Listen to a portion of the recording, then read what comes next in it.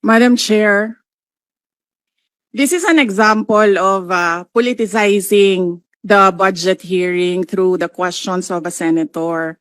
Ang problema niya kasi, nakalagay yung pangalan ko doon sa libro. At yung libro na yan, ibibigay namin doon sa mga bata. At yung mga bata na yan, may mga magulang na boboto. At yung pangalan ko ay nagkalat doon sa kung saan man ibibigay yung libro. Madam Chair, we commit to send tomorrow everyone in this room a copy of the book. Madam Chair, hindi ko maintindihan yung ugali ng ating resource person. It is a simple question. Paulit-ulit na this is politicizing. Ang VP ang nagbanggit ng salitang boboto. Wala akong sinabing boboto. I'm simply asking, hindi ko ma-imagine we're making so much trouble, so much fuss about a 10 million peso item na itinatanong ko lang simpleng, what is the book about? At ilang kopya ang bibilingin ng gobyerno sa halagang 10 milyong piso at i-distribute. I don't appreciate this kind of attitude, Madam Chair.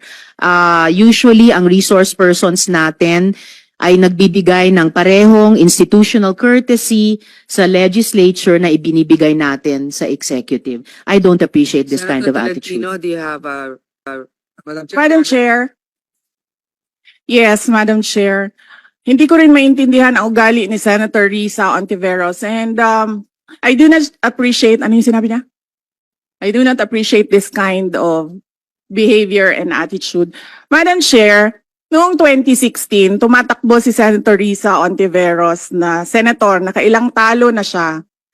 So, Dalawa, Madam Chair. okay, dalawa. Natatakot siya sa pangatlong talo niya, kaya pumunta siya sa Davao. Humingi siya ng tulong. Tinulungan siya ng isang kagawad ng Davao na ngayon hindi na siya sinusuportahan. Humingi siya ng tulong sa akin, thinking na hindi mananalo si President Rodrigo Duterte. Kinausap niya ako ng kinausap doon sa law office ko sa Davao City. Sabi ko sa kanya, o sige, tutulungan kita. Chinika niya ako ng chinika. Tapos umalis siya. Siyempre, hindi naman siya tumutulong kay Pangulong Duterte. Hindi din totoo yung sinabi ko na tutulungan kita. Tinext niya ako. Pwede ba akong mag-follow up sa hinihingi kong tulong sa boto dyan sa Davao City? So sabi ko sa kanya, okay, sige. So, tinawagan ko at sinabihan ko at pinakiusapan ko ng pinakiusapan si former Congressman Milen Garcia. Sabi ko sa kanya, Kong, tulungan mo ito. Bigyan mo na lang ng ilang barangay mo at ilang mga leaders mo. Ayaw pa siya tulungan ni former Congressman Milen Garcia. Pinakiusapan ko ulit, Kong, please tulungan mo na lang. Nanalo na siya at nung nanalo siya, anong ginawa niya? Siya ang pinakaunang umatake kay President Rodrigo Duterte. Anong tawag sa ugaling ganito? With due respect to our resource persons and also our colleagues, I think this doesn't really, I understand there's history among all of us here, but I think that we should really stick to the budget, and I think this is just being very objective. I would like to ask also, since we're going to be furnished a copy tomorrow, we can look at it and evaluate what the content of the book is. But maybe just a general, we won't ask line by line, ano ba yung libro na yan. But tell me, is it for good manners and right conduct? That's fine. Is it science? Is it history? So maybe just a general one, so we can just answer it. Because I understand that every office will have its own advocacy and initiative.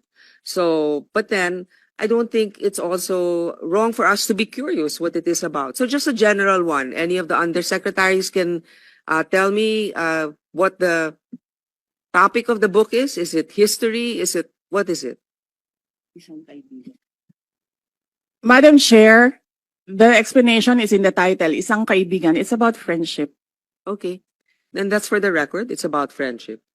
Madam Chair, just a last point. Okay. So kung sana ganun yung naging sagot sa simula pa, 'di ba? Napakasimple. Simpleng tanong, dapat simpleng sagot. Nagkwento pa ng kwento na sinabi dati na walang kinalaman sa tanong ko.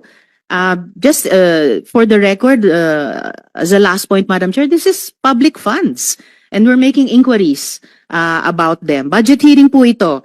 Hindi po lahat about you. Pera po ito ng taong bayan. For the record, I Madam think Chair. it's Thank not you, yet Madam Chair. personal, but I Yes. understand the emotion is high, but